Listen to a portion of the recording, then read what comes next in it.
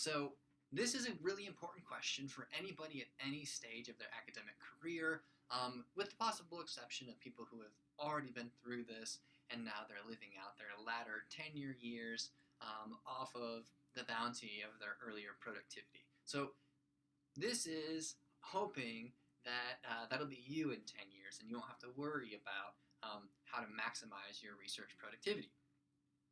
But in the meantime, what I want to do is share with you a couple of the strategies that I've developed over the years in building my own research program and a pretty good history or record of publications. So to tell you really quickly a little bit about that, I was hired as a community college professor with goals of moving into a more research focused position. So as a community college professor, I was teaching 5, 6, sometimes 7 courses a semester, plus summer classes. Yet I managed to write one book and a few articles every year, so that after 7 years, the last few being at a state university, I've written 5 books, around 20 articles, a lot of book reviews, conference presentations. I've done a few invited presentations. So I've been really active, yet I've done so despite a pretty heavy schedule, just with teaching. Outside of my work, I also own a house with property and farm animals that I take care of. I have hobbies that are time consuming. I do not have kids, so that's a really big disclaimer. If you have kids, you won't be quite as flexible as I have been. But I'm not assuming that you have wide flexibility and lots of free time. I'm assuming in this video that you're able to find some time that you can devote to writing or research or planning your next project or whatever form scholarship would take in your line of work. I'm assuming you have some time, or you can find some time, yet you're still not as productive as you would like to be. So the first step, of course, is finding that there are pockets of time. I want to talk to you about how to best use that time. So I've put together 10 tips, and this is based on my own experience, things that I didn't know when I got started, but I have learned over the years. And so I'm hoping that this will be helpful to you as well. So the first tip is you have to have a reason to write. Writing is a very time-consuming process. It does get faster. The whole research process does improve, or the speed of the research process does improve, so you have that to look forward to. But at any point in your career, it's going to be a time-consuming process. And if you don't have a why, you won't be able to suffer through the how. You'll become overwhelmed by the sheer volume of words that you have to write, the steps of the review process. You'll be easily discouraged. It helps to have that focus, that the guiding star, if you will, or I guess to use a different metaphor, an anchor that keeps pulling you back to why you're doing it. One possible reason might be to get promoted, the kind of reward that you're after, or to get tenure, or to get a line on your CV. It's my experience that reward focus is not sufficient to get you through writing a book or doing a heavy revision on an article. That kind of carrot reward approach really only works if you're willing to pay somebody to publish your article. And so there are all these vanity presses out there that will they'll publish your book for a small fee, and there are journals, predatory journals is what they're called, that will, for a $500 or $1,500 or $5,000 processing charge, they will publish your work for you in 2 weeks. And so you'll build the CV really quickly. I honestly think that the whole culture of publish or perish has led to these kinds of predatory journals. So I don't think that's a significant enough aim for writing or reason for writing. When I'm thinking about a reason to write, I'm thinking about what my research is doing. What's the purpose of it? Why does it matter? If I'm writing a book that I hope will be a manual for students to use for research or for colleagues to use in their classroom, I'm thinking about improving the environment of learning or the environment of research. I'm thinking about developing the world that we live in, and that is something that allows me to spend hours and hours working on something where I'm making a very slow progress and not seeing immediate feedback from anyone else. The reason is really important. To give a personal example, I had an article probably 6 years ago now that I had written, and I was really proud of it. I submitted it. The reviewers got back to me maybe a year later. For me, it's been a really slow process with the journals that I've chosen. But they got back to me and they said, all right, we like what you're doing. We're sympathetic with your argument. Here are some of our suggestions, and it's going to take you a while to build these in. You have a few more books to read to really fill out the argument that you're making. And I thought, wow, I thought this was in the bag. You're telling me I have to sit down and rewrite it?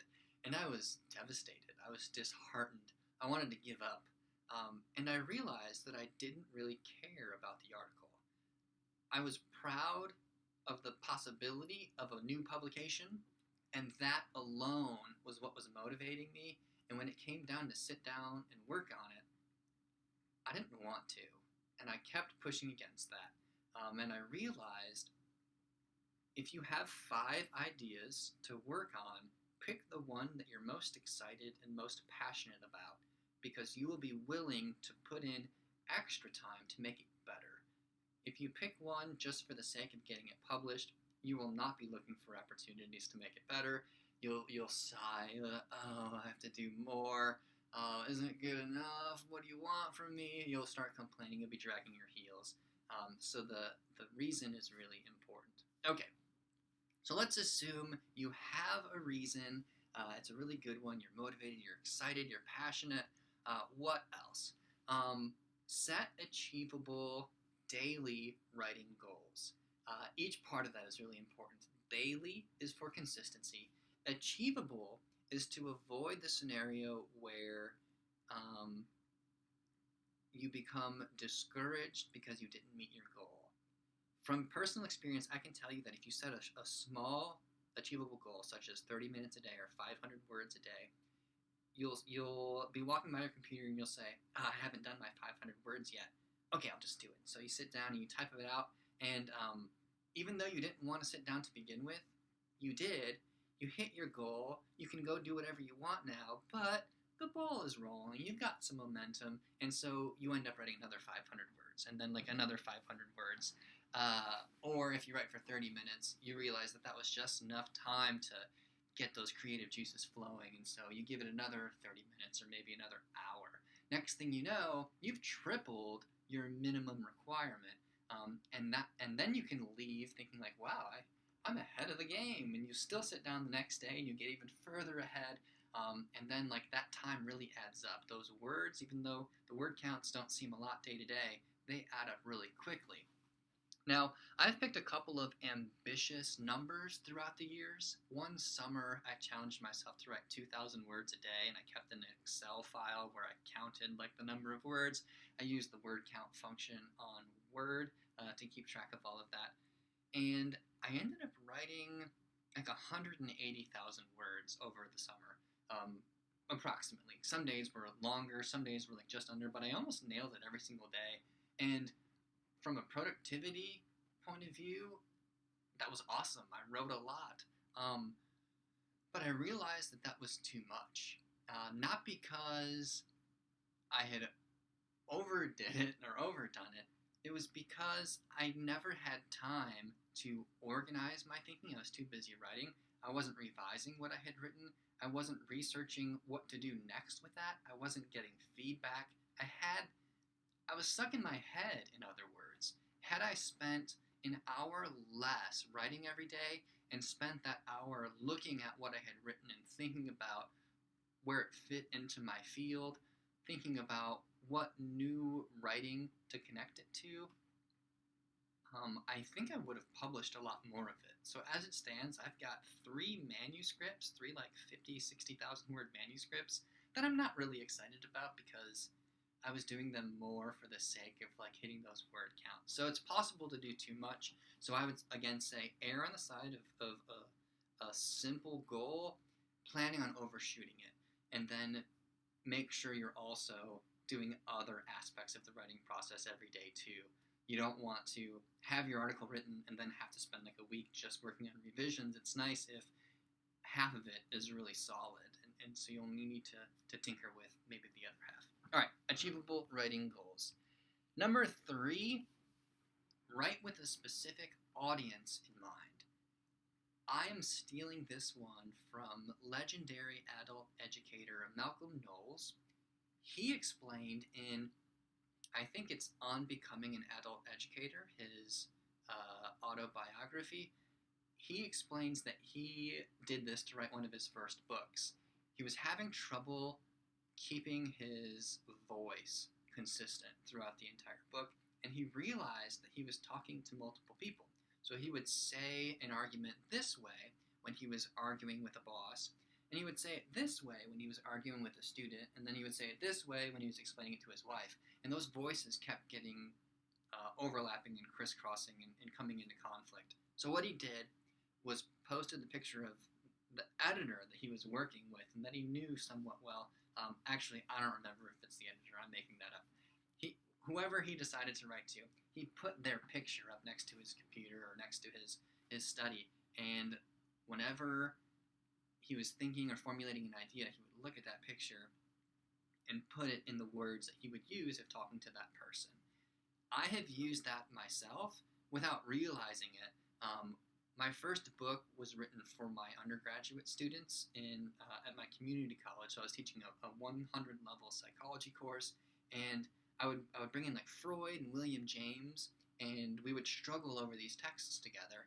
And I had a student ask, like, your lectures are helpful, but I wish I could spend more time on them. And so I started like handing out my lectures, and pretty soon I had 15 of them.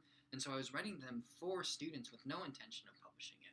It was only later that I thought about editing those into a single book, having structuring them as a book, so like having a consistent theme that ran through each of those chapters, that I was able to write that book.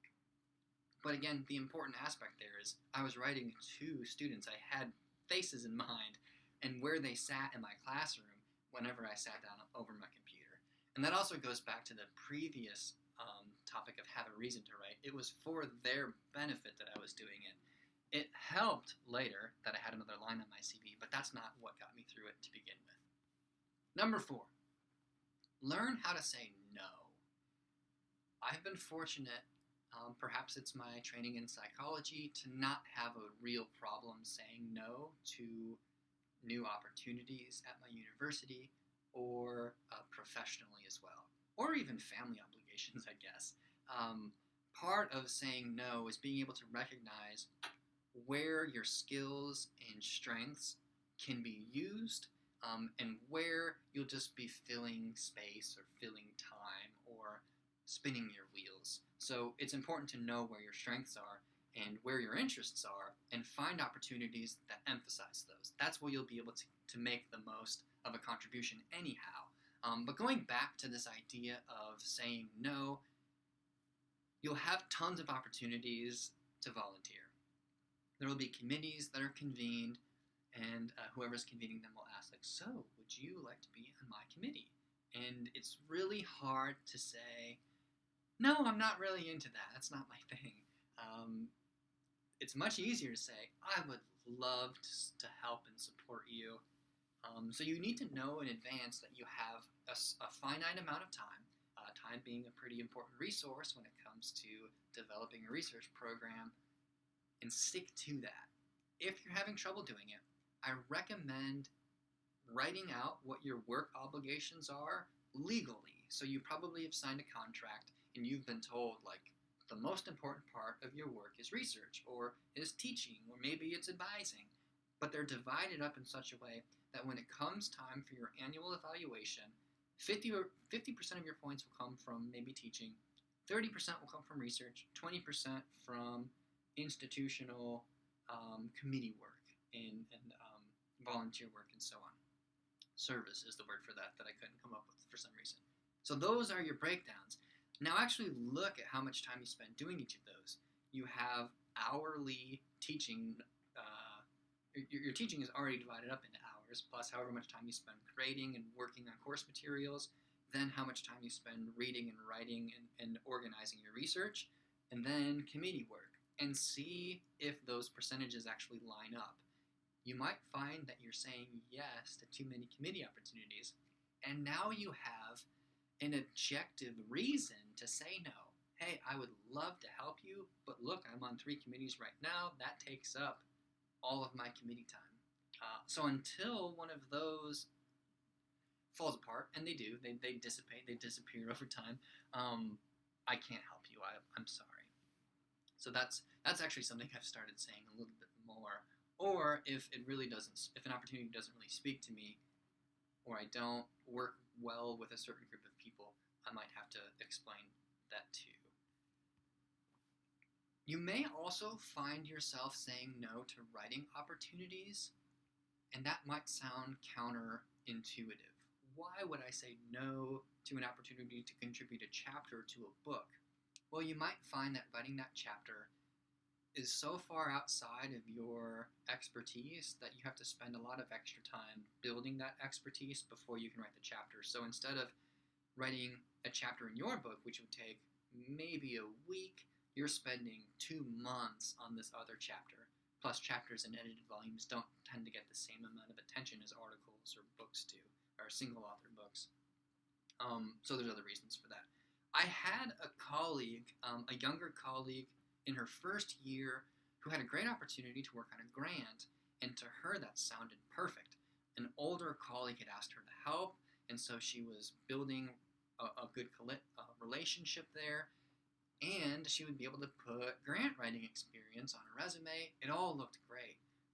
But then 6 months went by, and her grant wasn't finished, and she hadn't been working on anything else, and she felt overwhelmed by her classes, and overwhelmed by the grant experience, and so on, and she was really discouraged after that year was over. She felt like she had nothing to show for it. She missed the grant deadline.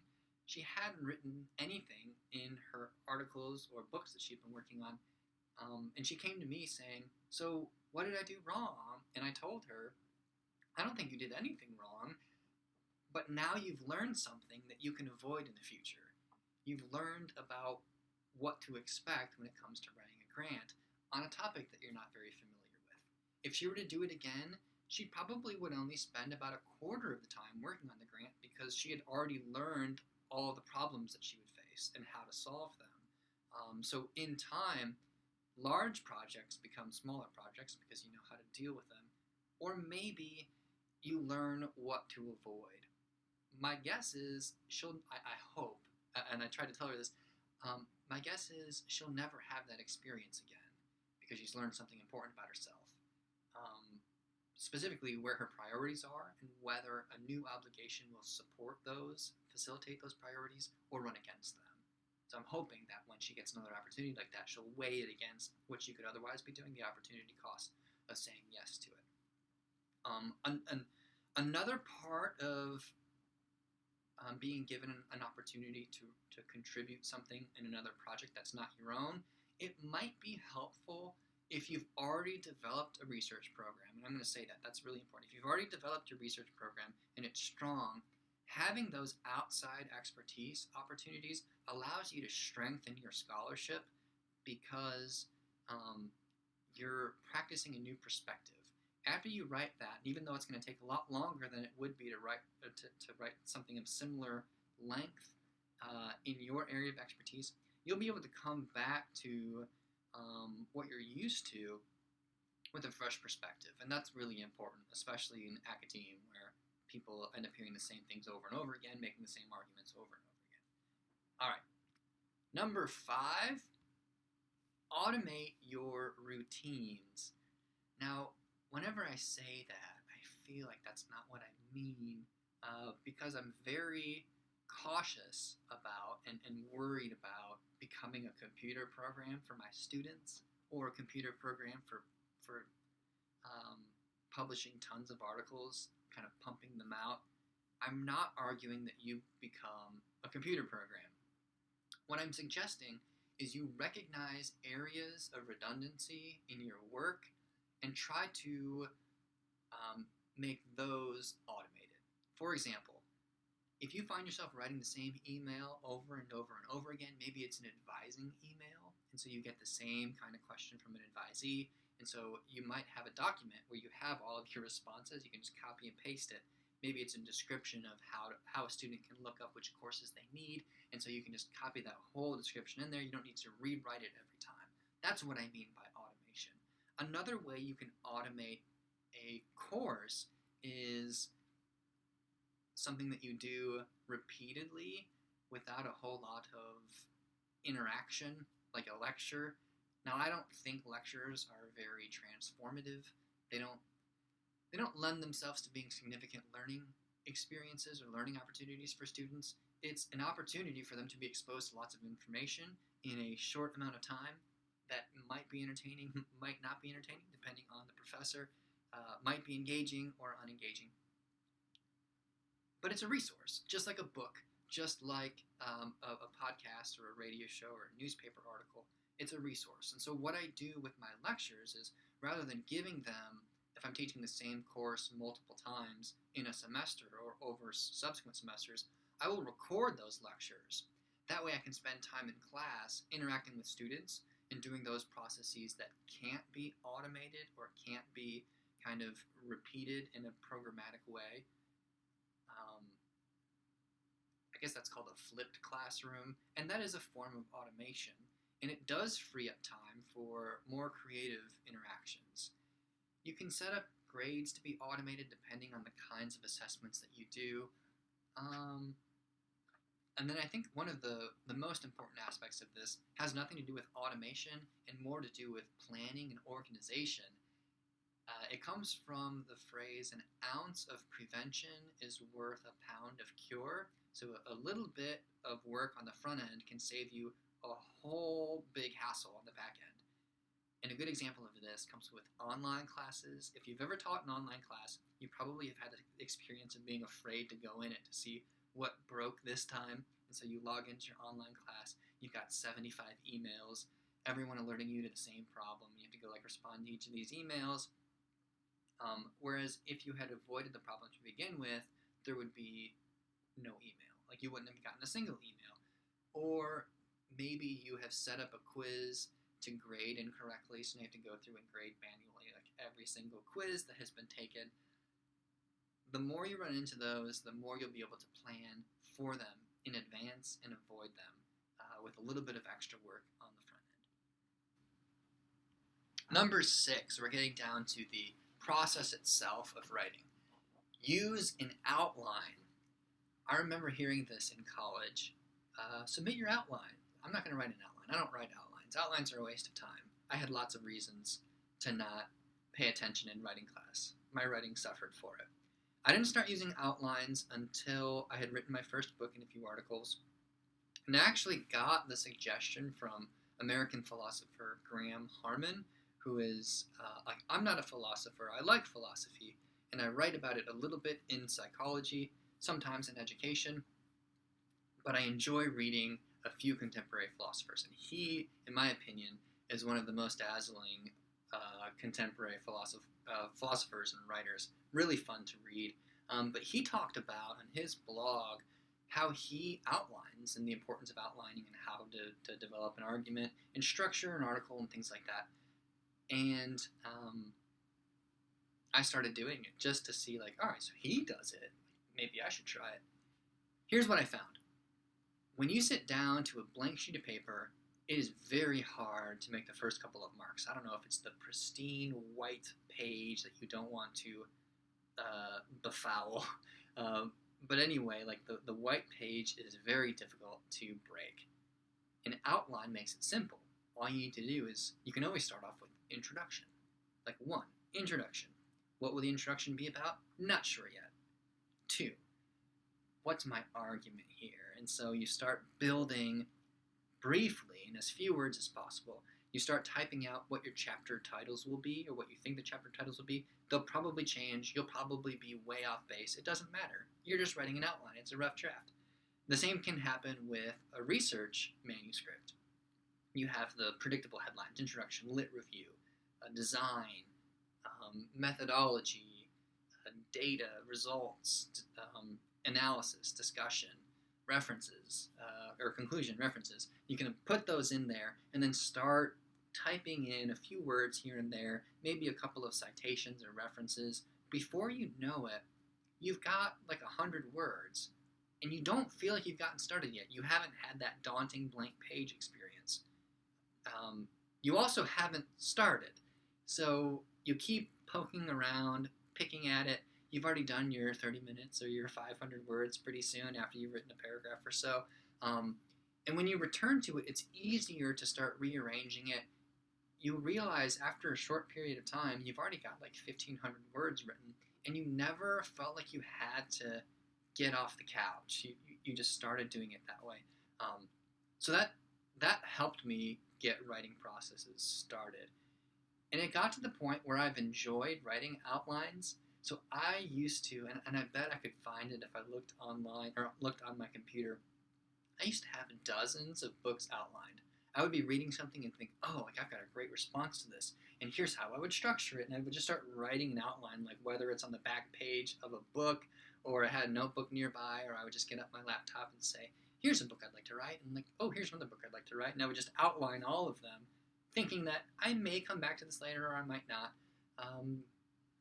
Surprise, I didn't go back to many of them, but what I was doing was thinking as an author. I was thinking creatively at building my next book or building my next article, and I could always return to one of those and fill it out a little bit more, and spending more time filling it out, and eventually I've got a pretty good synopsis of the book, and I can pull out each of the sections and begin writing them as chapters. So that's pretty cool.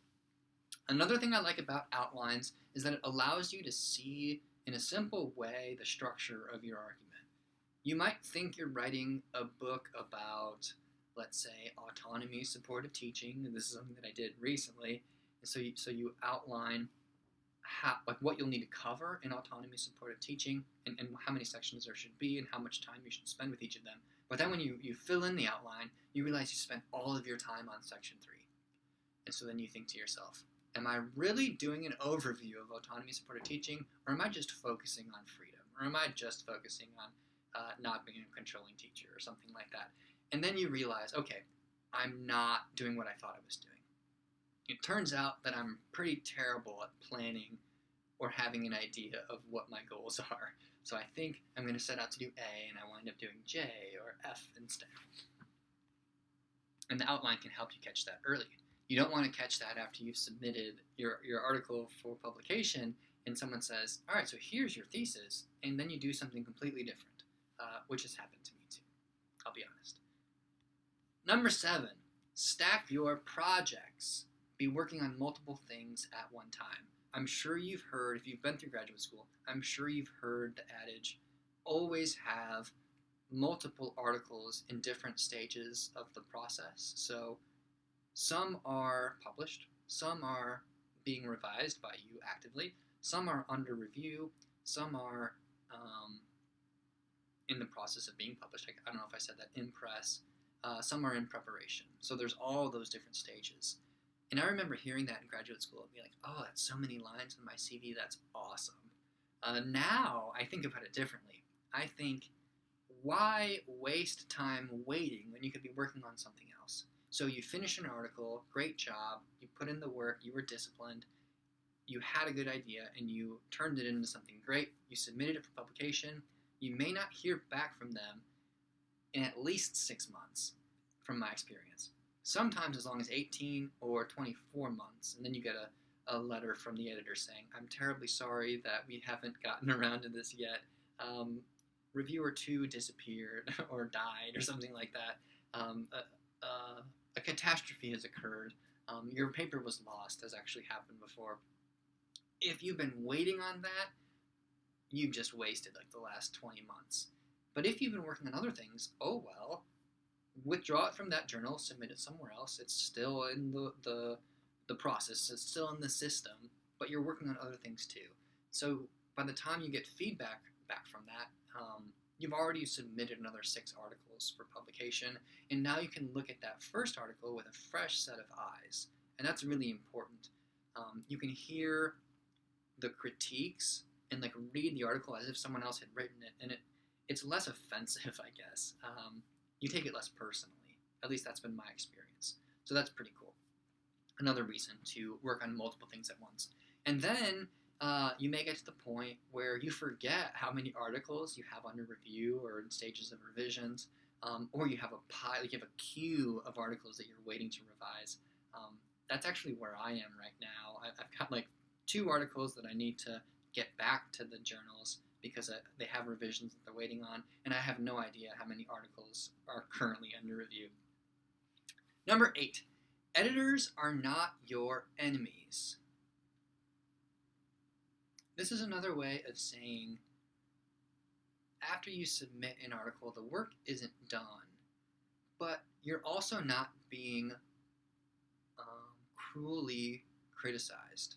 So the purpose of editorial advice or reviews, the purpose is not to criticize you in a negative way. It's not to be mean or cruel or say you don't belong to our club, although it might seem like that sometimes. I guess what I'm trying to say is don't feel like your article or book has to be in its finished, polished form, and if someone finds a flaw with it, you've failed. They will find flaws with it because you still have room to grow. I tell my students that, and I'm trying to be supportive, and so I'm sort of hoping that that comes across too. Everybody has room to grow as writers, as researchers, as scholars, and editors they've reviewed a lot, and they've probably been in the game a very long time. Many of them are way past retiring age. The editors that I know are in their 60s and possibly 70s, and they've been editing for like 30 years. They've read a lot. They've written a lot. And now they're reading your article, and they're spending their time reading your article, and that's something to be grateful about, not nervous or worried about. So look at that as an opportunity, not a judgment. I guess that would be another way of saying it. They're not your enemies. The editors and reviewers, they're not your enemies. They want to help you. Now, this shouldn't be an excuse to send crappy papers in. Do your best. Make it awesome. That way, when you get the feedback, you won't say, oh, I didn't try. You'll say, I tried my hardest, and I still have room for improvement. That should be a celebration. It's an opportunity for you to improve your writing. The next part of that is when you do get that feedback, take it seriously. Use it to change your article, to make it better. And if, for whatever reason, your article gets rejected, then hopefully there's some helpful comments that you can apply. Rewrite your article and submit it again.